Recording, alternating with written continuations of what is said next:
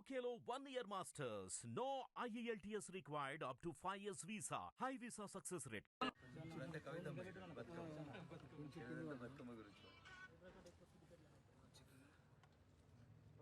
Congress party సమస్యల్ని పక్కదారి పట్టిస్తుంది. Supreme court దేశ సర్వోన్నత న్యాయస్థానం ఇచ్చినటువంటి బెయిల్ పిటిషన్ మీద కూడా రాజకీయాలు చేయడం అనేది బాధాకరం, దుర్మార్గమైనటువంటి విషయం. ఢిల్లీ ఉప ముఖ్యమంత్రి, ఇండి కూటమిలో భాగస్వామి మనీష్ సిసోడియాకి బెయిల్ వచ్చింది. అప్పుడు ఎందుకు మాట్లాడలేదు Congress party? What was the stand of Congress party? అదే మద్యం కుంభకోణంలో ఇంకొక ముద్దాయికి ఈరోజు బెయిల్ వచ్చింది. దానికి బీజేపీకి ఏం సంబంధం ఉంటుంది? ఒకవేళ కవిత బెయిల్కి బీజేపీకి సంబంధం ఉంటే మనీష్ సిసోడియా బెయిల్కి బీజేపీ కూడా సంబంధం ఉండాలి. మరి ఇండి కూటమిలోంచి బయటికి వెళ్ళిపోతుందా? మనీష్ సిసోడియా గారికి బెయిల్ వచ్చింది కాబట్టి మనీష్ సిసోడియా గారు వచ్చి బీజేపీలో జాయిన్ అవుతున్నారా? అందుకని మోకాలికి బోడిగుండుకి లింక్ పెట్టి మాట్లాడేటువంటి ఈ కార్యక్రమాన్ని కాంగ్రెస్ పార్టీ మానుకోవాలి. బెయిల్ అనేది మున్సిపల్ కోర్టులో రిజెక్ట్ అయింది, జిల్లా కోర్టులో రిజెక్ట్ అయింది, చివరికి హైకోర్టు రిజెక్ట్ చేసిన తర్వాత ఈ దేశ సర్వోన్నత న్యాయస్థానం సుప్రీంకోర్టు బెయిల్ ఇచ్చింది. కాంగ్రెస్ పార్టీకి డెమోక్రసీ మీద విశ్వాసం లేదు, పార్లమెంట్ మీద విశ్వాసం లేదు, సెబీ మీద విశ్వాసం లేదు, కోర్టుల మీద విశ్వాసం లేదు. RG1 రాజీవ్ గాంధీ గారు ముస్లిం మహిళలకి మనోవర్ తీయాలని సుప్రీంకోర్టు చెప్తే సుప్రీంకోర్టు ఆర్డర్ని తుంగలో దెక్కి ఆర్డినెన్స్ తెచ్చినటువంటి పెద్ద మనిషి RG1, the great Rajiv Gandhi గారు 1 అయితే, అది సుప్రీంకోర్టు పట్ల రాజీవ్ గాంధీ గారికి ఉన్నటువంటి అభిప్రాయం అయితే, ఇలా RG2 కొత్తగా ఏం నటిస్తాడు? తెలంగాణలో సామెత చెప్తారు, ముందు నాగలు ఎట్లా పోతే వెనక నాగలు అట్లే పోతుంది. రాహుల్ గాంధీ గారు చెప్పాలి, ఇలా మనీష్ సిసోడియాకి బెయిల్ వచ్చింది. బెయిల్ బీజేపీ ఇచ్చిందా, సుప్రీంకోర్టు ఇచ్చిందా? ఒకవేళ మనీష్ సిసోడియాకి బెయిల్ సుప్రీంకోర్టు ఇస్తే అదే సుప్రీంకోర్టు కవితకు కూడా బెయిల్ ఇచ్చింది. బీజేపీకి ఏం సంబంధం ఉంటుంది? కవిత అరెస్ట్కి బీజేపీకి సంబంధం లేదు, కవిత బెయిల్కి బీజేపీకి సంబంధం లేదు. కాబట్టి కాంగ్రెస్ మిత్రులారా, రాజకీయాన్ని రాజకీయం చేద్దాం.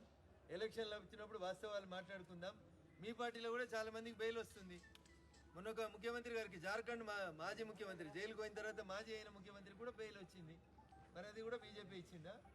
ఇస్తే మరి ఆయన ఇండి కూటమిలో ఎందుకున్నాడు? మళ్ళీ వచ్చి ఆయన ఇప్పుడు ముఖ్యమంత్రి అయింది కదా, సోరెన్ గారు వచ్చి మా పార్టీలో చేరాలి కదా, చేరలేదు కదా, మీతోటే ఉన్నాడు కదా ఇండి కూటమిలో.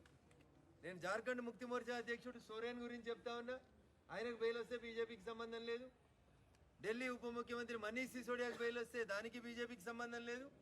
కానీ కవితకు బెయిల్ వస్తే మాత్రం బీజేపీకి సంబంధం ఉంది. అంటే మీరు టీఆర్ఎస్ పార్టీని ఇండి కూటమిలో చేర్చుకునేందుకు ఇవన్నీ ప్రయత్నాలా? అసలు మీ ఉద్దేశం ఏందనే చెప్పుండ్రు.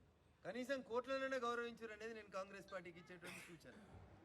అభిషేక్ మను సింగ్ ఆర్గ్యూ చేసిండు, ముకుల్ రోహిత్కి ఆర్గ్యూ చేసిండు, కపిల్ సిబల్ ఆర్గ్యూ చేసిరు కవిత బెయిల్ పిటిషన్స్. వీళ్ళంతా ఏ పార్టీలు ఉన్నారు? ఏ పార్టీకి రాజ్యసభ సభ్యులు? ఈ మాత్రం కూడా తెలియకపోతే వర్కింగ్ ప్రెసిడెంట్లు అంటారు, PCC ప్రెసిడెంట్లు అంటారు, ఏది పడితే అది మాట్లాడుతున్నారు. మెదక్ జిల్లా అయినా, నిజామాబాద్ జిల్లా అయినా ఏది పడితే అది మాట్లాడేస్తూ ఉన్నారు వర్కింగ్ ప్రెసిడెంట్లు. వాళ్ళకి ఏమీ తెలియదు, బెయిల్ ఏంది, ప్రొసీజర్ ఏంది, సిస్టమ్ ఏంది, ఏం తెలియదు.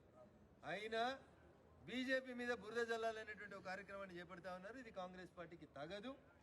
స్పష్టంగా సుప్రీంకోర్టు బెయిల్ ఇస్తే కవిత బయటకు వచ్చింది తప్ప భారతీయ జనతా పార్టీకి బెయిల్కి ఎట్లాంటి సంబంధం లేదు. కాబట్టి అబద్ధాల పునాదులే ఎజెండాగా ఎదిగినటువంటి కాంగ్రెస్ పార్టీ ఇంతకంటే గొప్పగా మాట్లాడుతుందని మేమేం ఆశపడతలేం.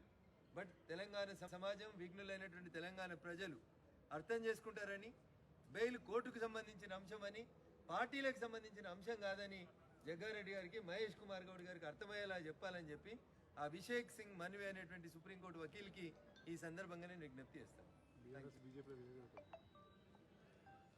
ఒక రాజకీయ పార్టీ ఇంకొక రాజకీయ పార్టీలో విలీనం అవ్వాలా అవ్వకూడదు అనేది ఆ టీఆర్ఎస్ పార్టీ పెద్దలు అడిగితే కరెక్ట్ సమాధానం వస్తుంది. భారతీయ జనతా పార్టీ ఎవరిని విలీనం చేసుకోవడానికి సిద్ధంగా లేదు. మేము కాశ్మీర్ నుంచి కన్యాకుమారి దాకా ఒంటరిగా మేమే ఎదగాలనుకుంటున్నాం. That is our stand. మాతోటి ఎవరు చర్చలు జరపలేదు, సంప్రదింపులు జరపలేదు. నాకు తెలిసినంత వరకు పార్టీలో ఒక పార్లమెంట్ సభ్యుడిగా నాకు తెలిసినంత వరకు అట్లాంటి ప్రస్తావన కానీ సందర్భం కానీ లేదు. కాబట్టి లేని దాని మీద బురద జల్లి కోడిగుడ్డు మీద ఈకలు వీకే ప్రయత్నం చేయొద్దని కాంగ్రెస్ మిత్రులకు నేను ఇతో పలుకుతాను. Thank you. Hit TV app ని డౌన్లోడ్ చేసుకోండి. ఇందులో short news, live news, entertainment movies అన్ని అవైలబుల్ గా ఉన్నాయి. Please download hit TV app. Hit TV app ని ఫ్రీగా డౌన్లోడ్ చేసుకోండి.